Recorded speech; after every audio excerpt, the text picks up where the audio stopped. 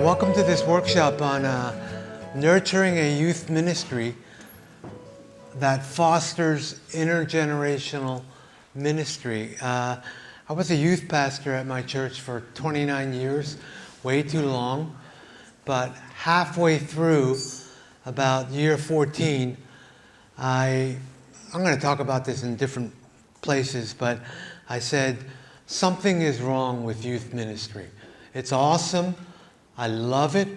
I stayed here for 14 years, and there was a lot of research coming out about why youth ministry was not effective, and it really related to this idea of family ministry and intergenerational ministry. But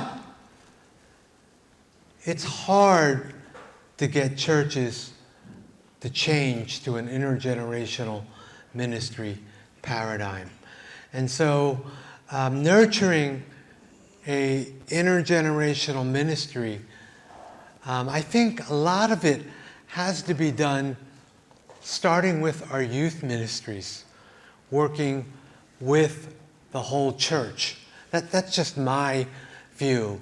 I also did a Ph.D. in this, I'll talk about in a little bit, but another short way of putting this workshop is thinking about generation now and next, and why integration is important. And you guys might have seen the write-up for this workshop. Fostering intergenerational integration can be hard. Moreover, as a youth ministry, it can be challenging to have our adults and church leadership know how to integrate with our youth ministry. And so in this workshop, just based on my experience and research, some of my doctoral studies, I'm going to talk about things that I did, a lot of the research is showing that worked, and also why it's important, because the whys are just as important as what we do.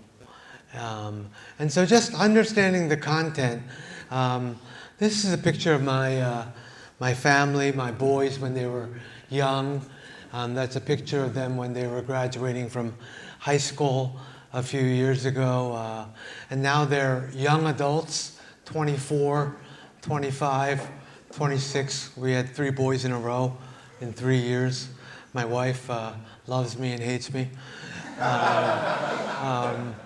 We are Eagles season ticket holders, but I was a youth pastor for many years, so I only went to about 3 games a year.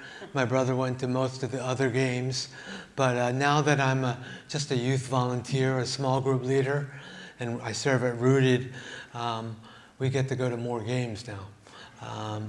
But I still, on Sunday, do a youth group, small group, so I don't go to all the games, but we love the Eagles, and we love football. My son, I know when you're looking at me, you're going to think I'm a liar. My oldest son was a Division I football recruit, Maxwell Football Club winner of a high school award. I will show you a picture so you'll know that I'm not lying. He was a giant. He's like a foot taller than me, and Division I football recruit. Now he lives in Hollywood pursuing acting. I don't know how that happened. But he was a great football player. I used to love watching him play football. But in thinking about my kids who are now working or young adults, I've told them for many years, I don't care, my oldest son Luke, who's a football player turned actor, I don't care if you win the Academy Award. The most important thing is that you're a lifelong disciple of Jesus, that you go to church and you follow him. But this idea of following Jesus long after you graduate youth group, it really had to do with this idea of intergenerational integration. And in the mid-2000s, all this research started coming out. I'll show you a few books. Books like Soul Searching from Christian Smith at Notre Dame, Kenda Chrissy Dean from Princeton Seminary, and Kara Powell from Fuller Seminary, about kids leaving faith after youth group. And on the converse, why they remain in faith after they leave youth group. And again, one of the biggest factors in all these research was intergenerational integration. Kids being connected with the body of Christ. And if they were connected intergenerationally during youth group, it was a big factor in them remaining in faith after they graduated youth group. And so I studied this for my Ph.D.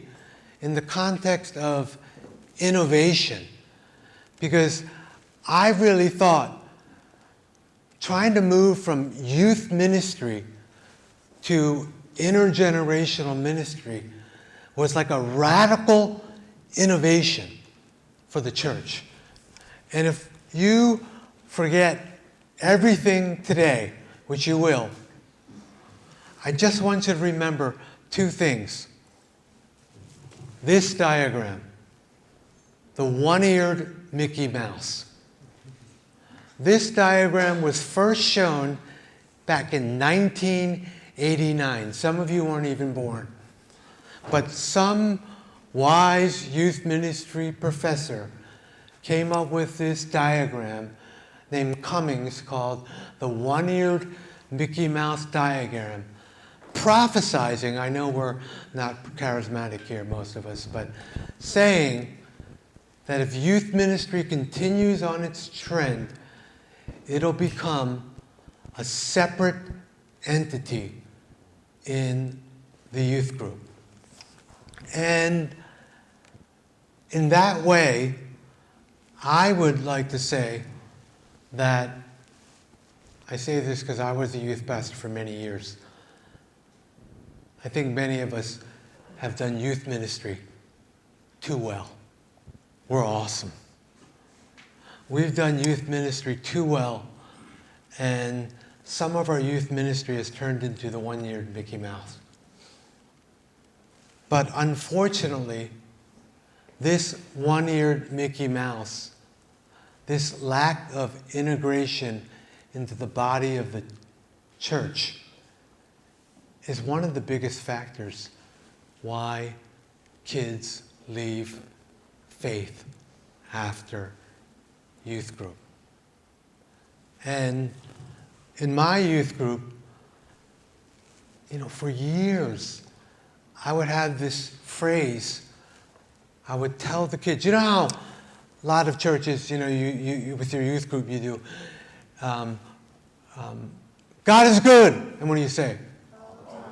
All the time. I never said that. But every week, every other week, almost every week, I would tell the kids, the most important time of youth group is after you leave youth group. It was the most uninspiring phrase ever. But that was my ecclesiology about intergenerational integration, to really emphasize that not during youth group, but what you do in youth group, the most important time is after you leave youth group. And in the history of youth ministry, again, there has been a great purpose of it, but this one-eared Mickey Mouse has actually caused a lot of kids to leave youth group. And so a lot of research and more youth ministries and churches are thinking about this integration. And this is a little ugly picture from my dissertation. You can see that I'm really bad with computers. And it's not projecting well on the screen, but this is on the left, a one-eared Mickey Mouse, but how we want to see youth ministry integrated in the church. And for me,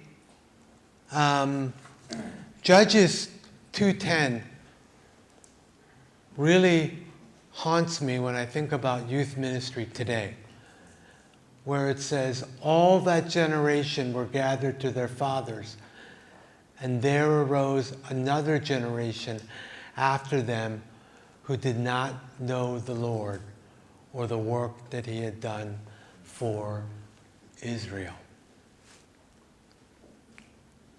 The next generation.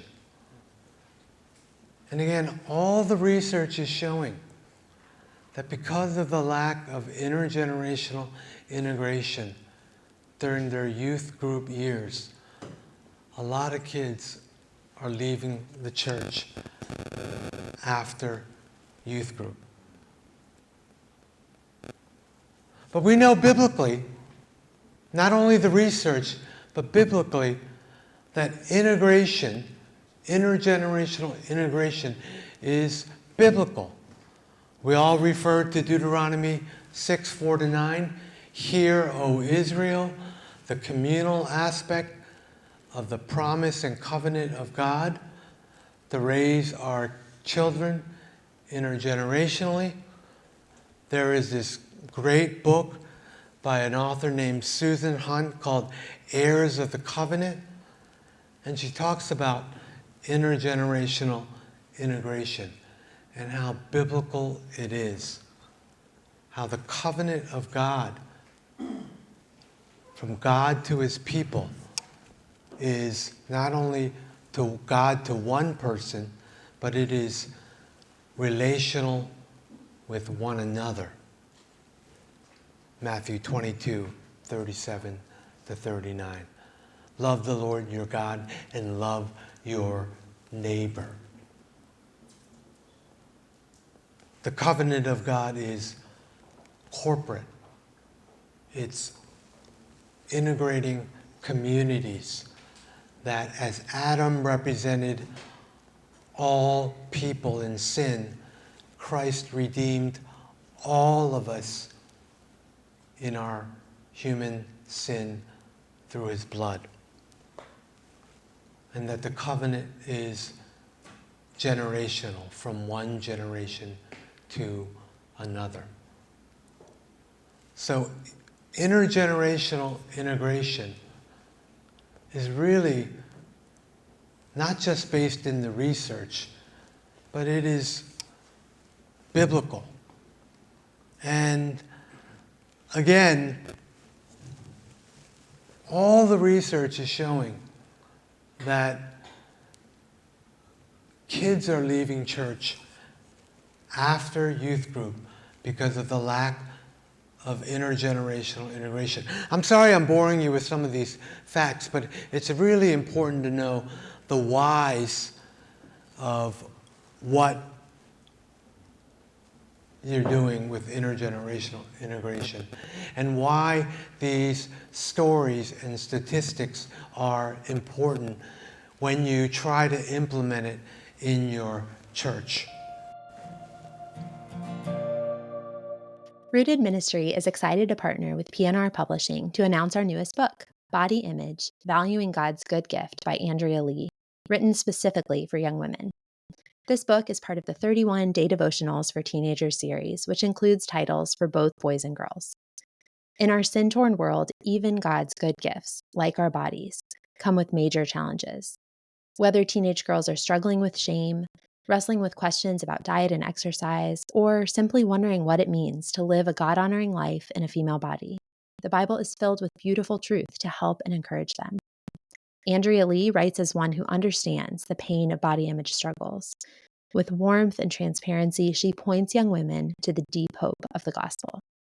2-page devotional readings accompanied by prayers and reflection questions will help students appreciate God's amazing design for their bodies as part of His good creation.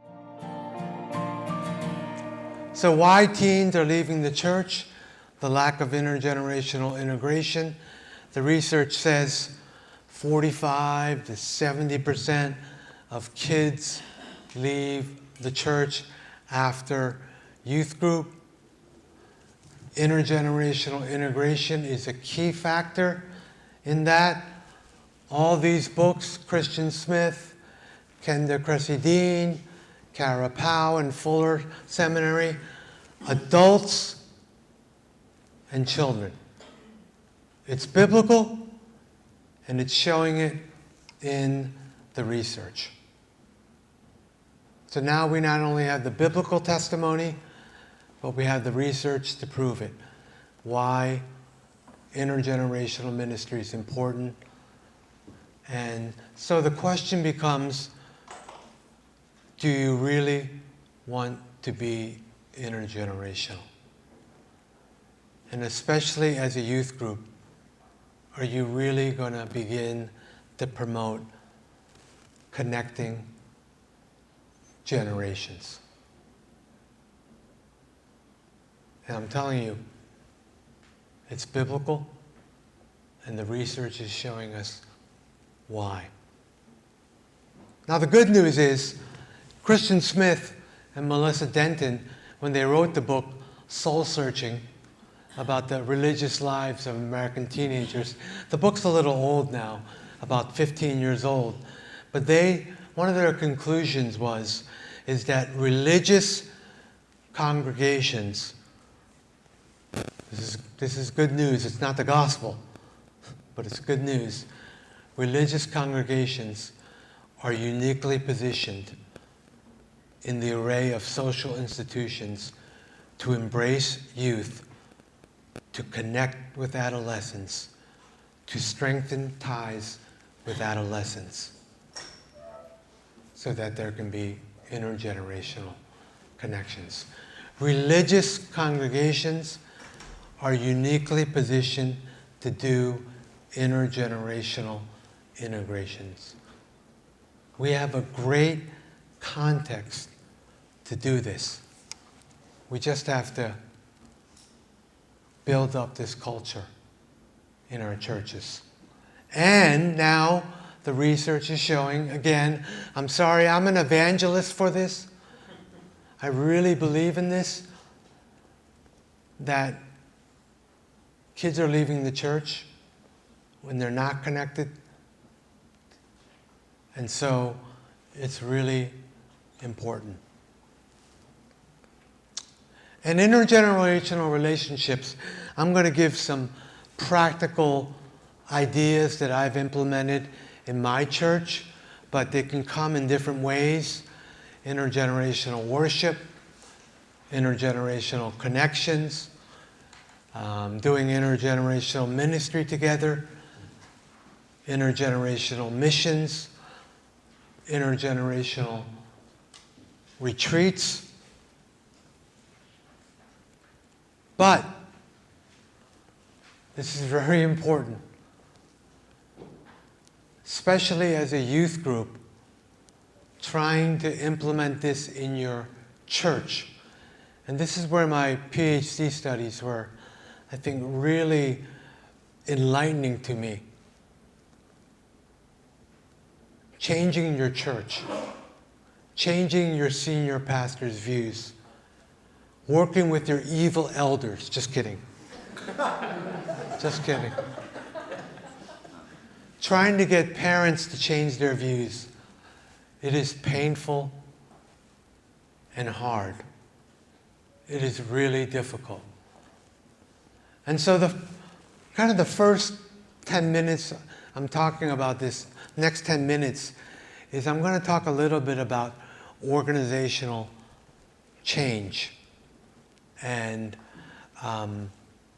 how you need to go about changing your church from the middle, from a youth ministry, changing your church culture.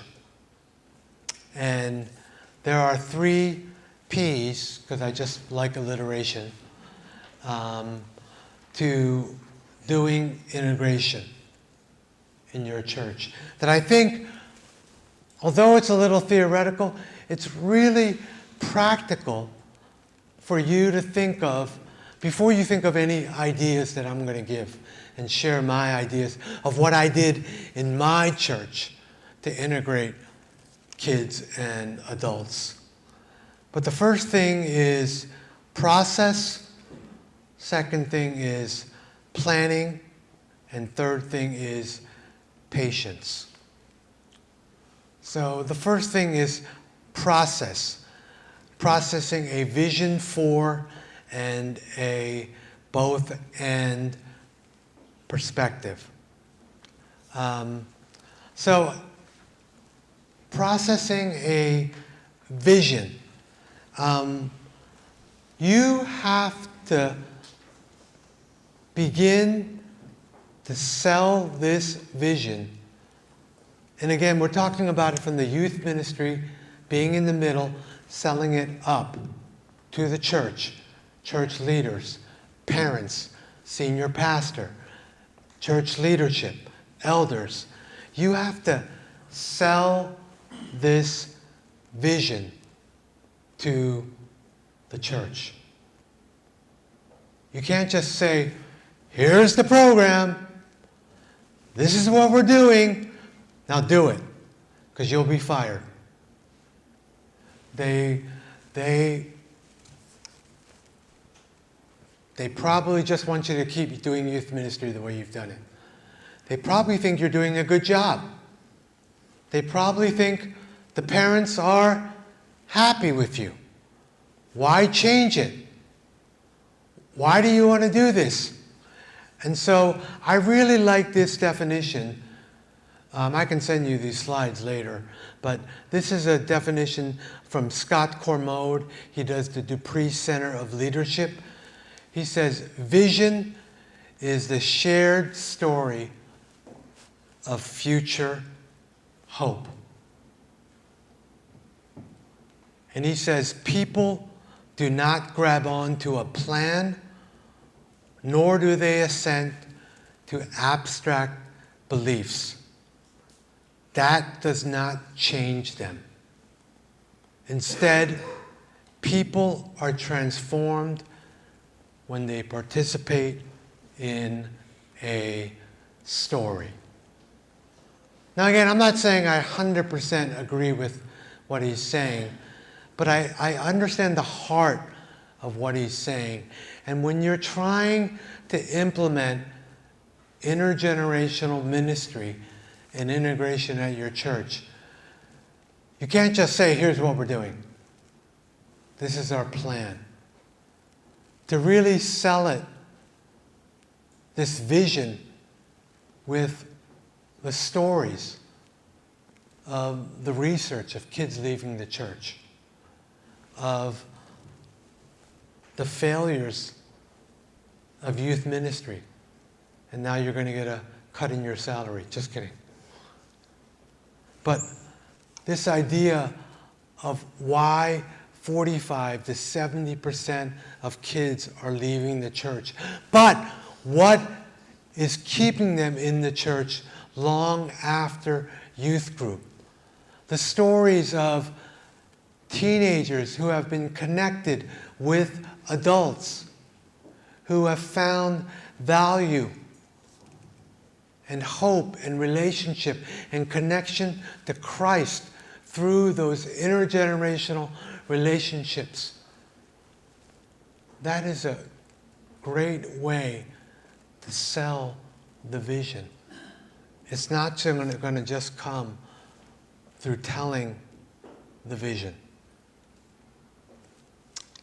And I want to just really emphasize that participating in a story allows a person to imagine their way to help be the change.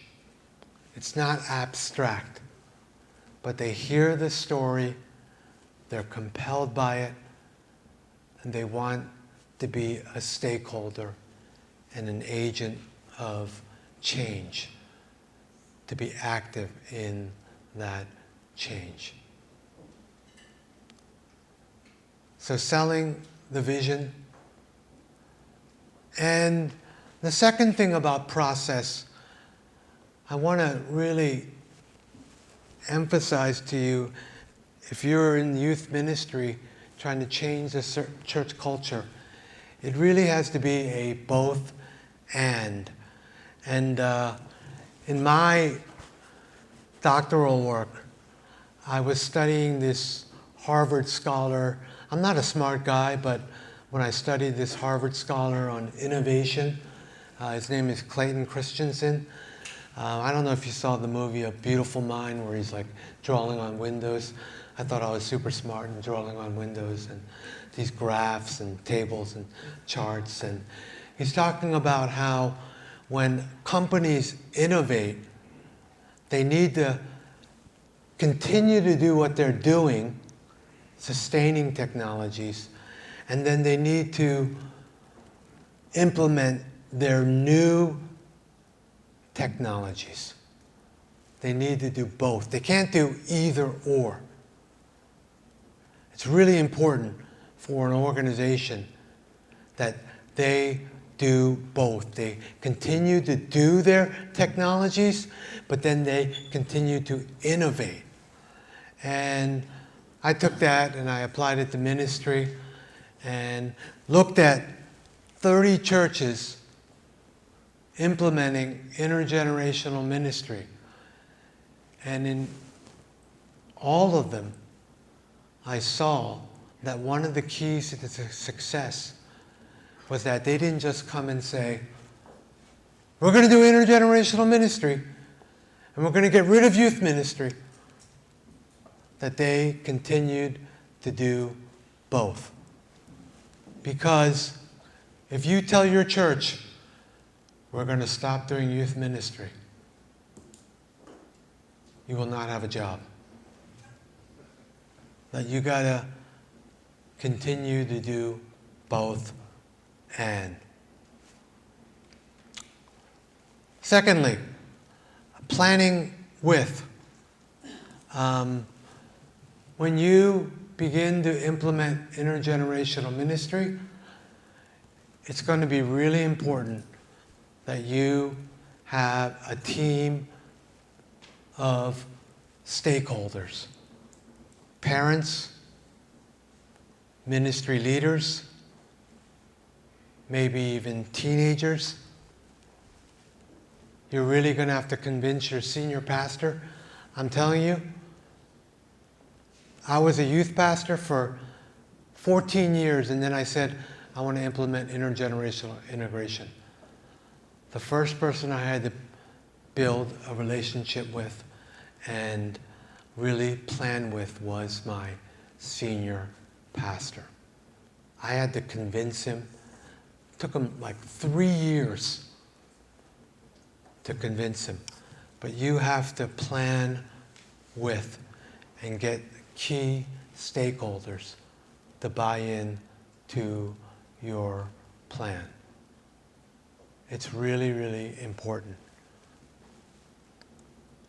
At Rooted, we have a family ministry mentorship. I'm one of the mentors. And as they try to integrate through doing family ministry in their churches, one of the first things we tell them is to build teams for family ministry in your churches that are going to be your cheerleaders and supporters and be people who are going to be working with you. Thirdly,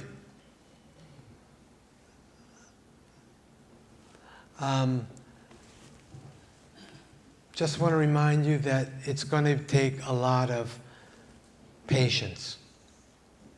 It's going to take a lot of patience. It's going to be hurdles, compromise, finding agreement, step by step, small victories, building teams. Some people are going to be like, why are you doing this? Why are you integrating Bible studies? Why are you getting rid of Sunday worship, Sunday school, and just doing Sunday worship? There's going to be a lot of pushback. And so it's going to take a lot of patience and time. You're going to have to make compromise.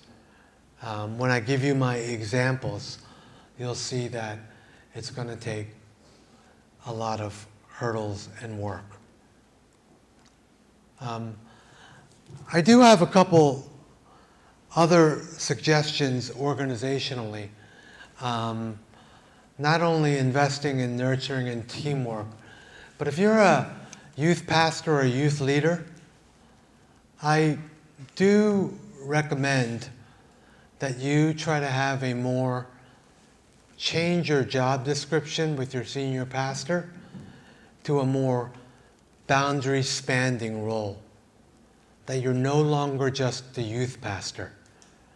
After year 14, I changed my title from youth pastor to youth and family pastor. But it was really important to have an expansive job title and job description that said I'm going beyond the boundaries of just youth ministry, of just student ministry. That I'm working now with families and the church to integrate the church.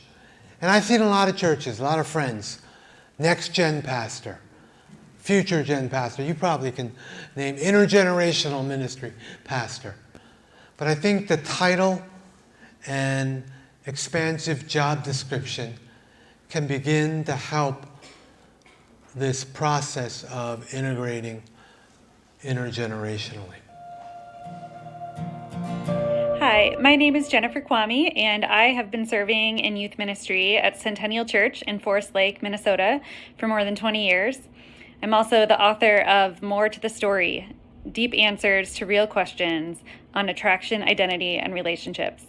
And I've had the honor to write Rooted's new curriculum on biblical sexuality. It's a 9-week short study that goes through key passages in Scripture about the topic of human sexuality.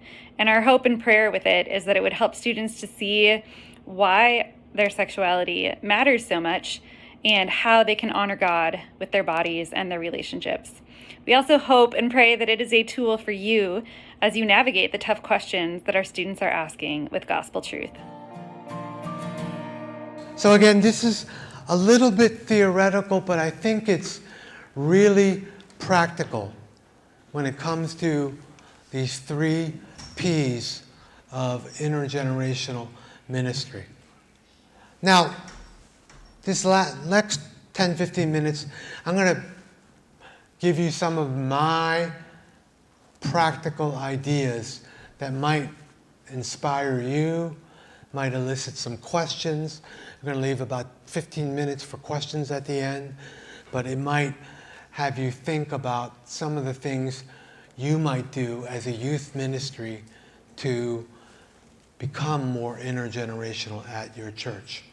And the first thing, a practical idea, is this 1-5 versus 5-1.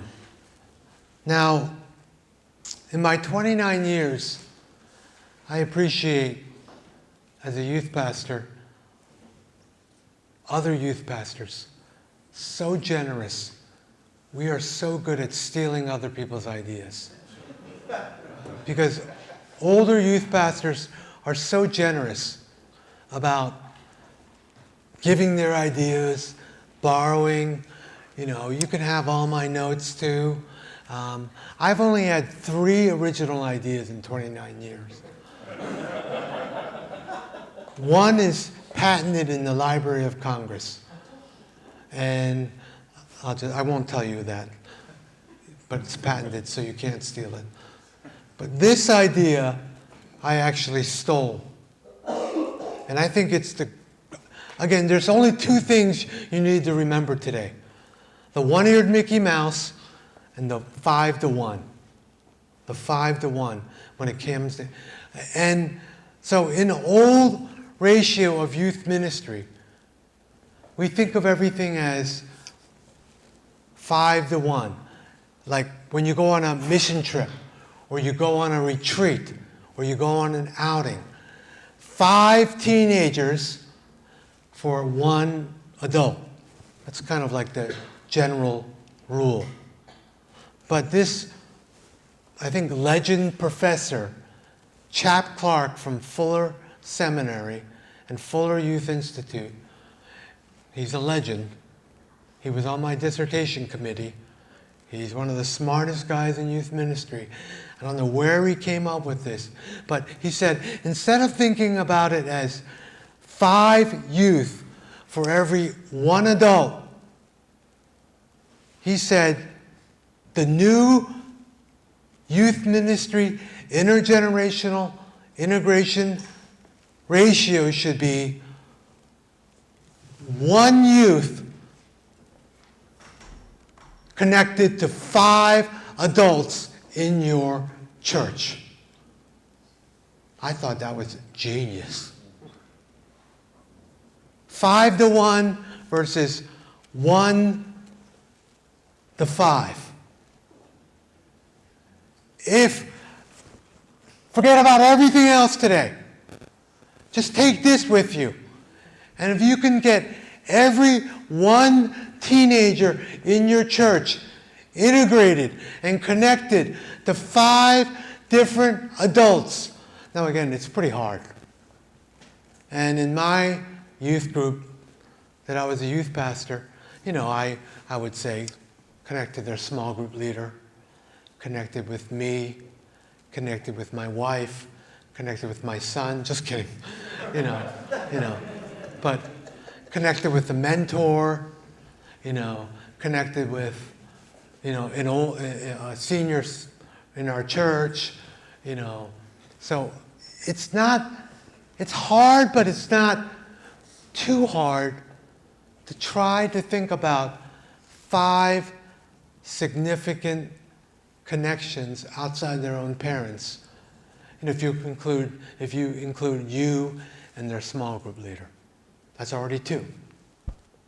But another adult that they feel an affinity, a future career with, a senior in your church who might connect with them.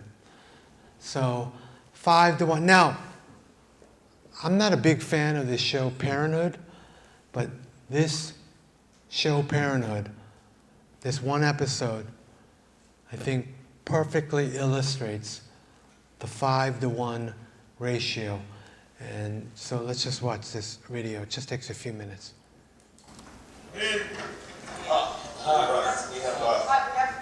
Yes, come on in. Great. All right, just a second. This is Sausage, he's a lizard. This will take a while.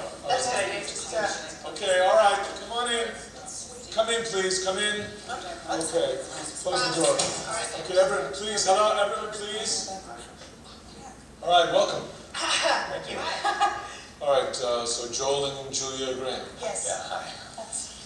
So now you understand that by signing this adoption agreement form, you agree to take care of Victor as your own legal child, right? To provide for his health, his welfare, his educational needs. We do. Yes, Your Honor. Okay. Victor, you understand? Do you agree to this adoption? Yeah. Okay then. All right, well then, unless anyone has anything to add, I'm ready to make it official. Your Honor, if I may. As grandparents, my wife Camille and myself will do the best we can to give Victor what we've given our own children, which is our undying love and support. And also, being a baseball aficionado, I would like to teach him the art of fielding the hot grounder. Okay. But that can wait till later. Your Honor, I'm sorry, if I may, I'm Adam Braverman. I'm Zeke and Camille's oldest son, and I promise to be your uncle. Listen, your Aunt Christine and I are no substitute for your stellar parents, but we promise to be there for you no matter what. You can always come to me, Victor, if you need help, and I promise I won't rat you out to your mom. I can give you dating advice. And I can help repair the terrible damage that What is this? does. Okay. I'm willing to teach you how to ride a motorcycle and play an instrument. Your girl troubles will vanish immediately once you know those two things. And you can come to my house anytime. We can play Xbox and you can sleep over and stuff. Now that you're adopted, you can officially hold my lizards. Okay. I promise to love you, buddy. Yeah. No matter what. Me too. Okay. It's quite a family you're coming into. All right, on this day, January 24, 2013, Joel and Julia Graham have officially adopted Victor Graham. You're now legally their child. You have all the rights of any natural child. Okay. I will hereby sign this order confirming the adoption. All right.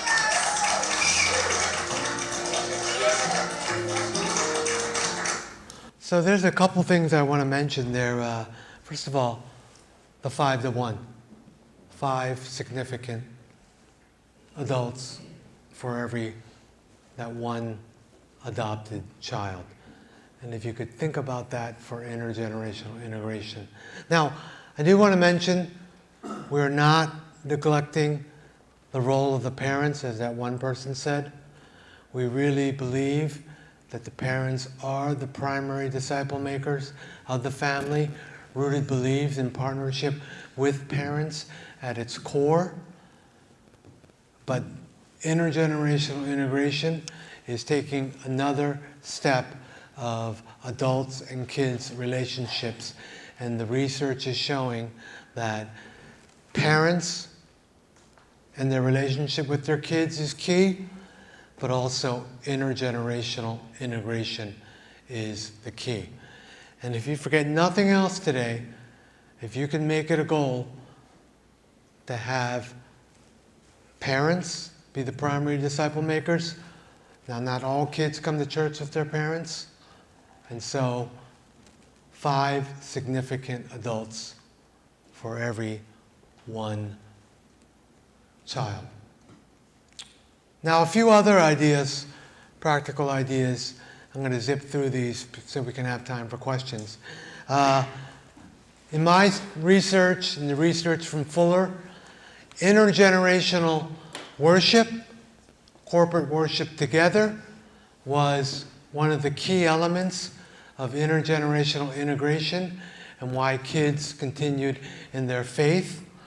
And so I heard of a lot of youth groups who canceled youth group programming on Sunday morning. Recently, I heard of a church in Delaware who they had Sunday school at one of the time slots, and then they had 2 worships, but Sunday school at one of the time slots. So the adults would send their kids to Sunday school at that one time slot, and then they would go to worship by themselves at that time slot. And so they decided we're going to cancel all Sunday school so parents would have to worship together. And so, is there a way that you can promote intergenerational worship on Sunday? And in the book Sticky Faith, they have some great ideas. To help kids, teenagers feel more a part of worship. Because I know when I took my own teenagers to worship, they came out of worship and it looked like they were stuck in a gas chamber, like I poisoned them.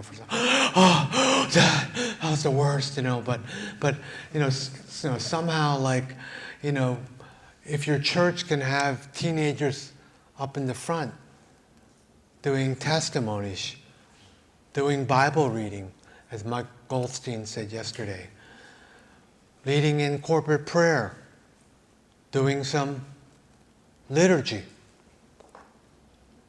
maybe equipping families with sermon notes, something to take home after the message, something to engage with them in worship as a family. It really takes some creativity to help teenagers and adults be integrated intergenerationally in worship. Now, I know certain contexts might not permit you to do this, but there's some other ideas. I'll get to that in a second. Next thing is short-term missions across generations. I've gone to 53 mission trips. I love them. I'm a short-term mission junkie. I just did a workshop on it a few minutes ago. I always used to be the one that did the 5-to-1, 5 youth for every 1 adult leader. But in 2010, when the earthquake happened in Haiti, it was the first time, because of the danger of going to Haiti, where I did my first intergenerational mission trip, where I took an equal number of youth group students with young adults. And I'm telling you, this is a picture from Haiti, it was one of the most powerful experiences, not only serving the people of Haiti, but the intergenerational connections that were made between the students and the young adults. It's a great way to connect intergenerationally. D, shared spaces, conversations, and activities. I want to say that it takes intentional investment for someone older to be in a relationship with someone younger. And sometimes we got to train adult leaders and equip them to do so. And we have to equip them for organic gospel culture. Not just programs, but we need to train our adults to be in relationship with kids in every part of life. Fellowship, eating, serving, laughing. Again, I think this ministry as youth workers, to find ways to train adults, to equip them and teach them about cultivating organic gospel relationships. And also teaching them how to actively listen as adults versus just always talking. And so it's something that I think we need to think about in our churches. This is, I think, a really important one and a good one. Church activities integrated. Integrating your choir with adults and teenagers. Integrating your praise teams with adults and teenagers. Ushering teams, audio-visual teams, parking lot teams, kitchen teams.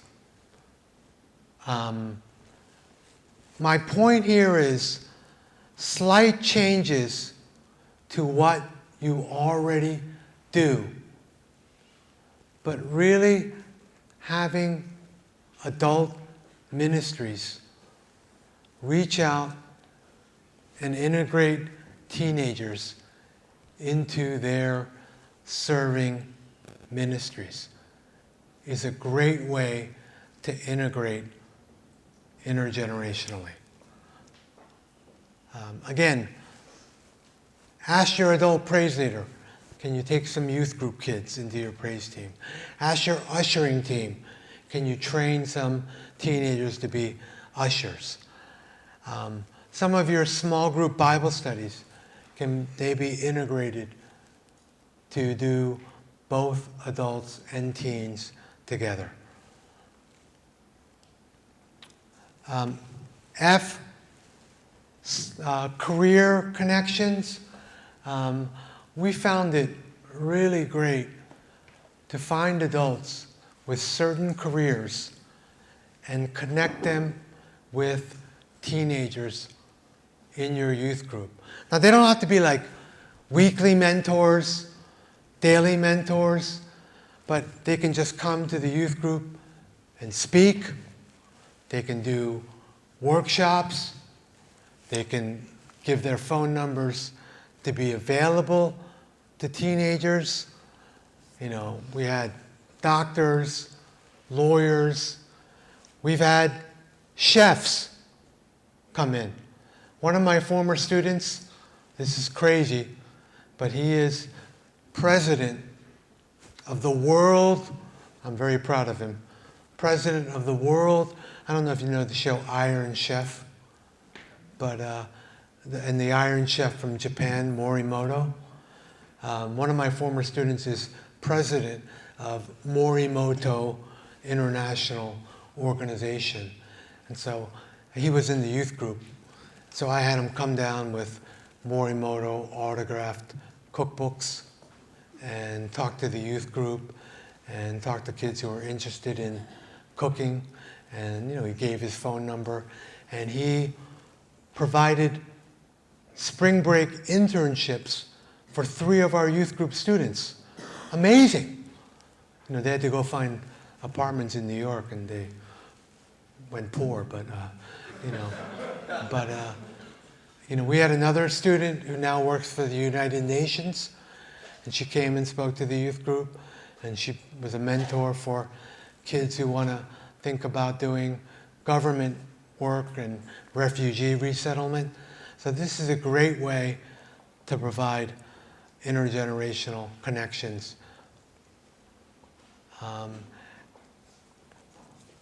G, generational connections. Teens with older people in your church. We've had our teens connect with the seniors in our church and do like tech seminars, iPhone seminars, because they don't know anything. But it was a great way to connect intergenerationally. And we've had our teens work with our children's ministry to serve VBS, Sunday school helpers, praise team help in the children's ministry, and Awana. And so, great way to make generational connections.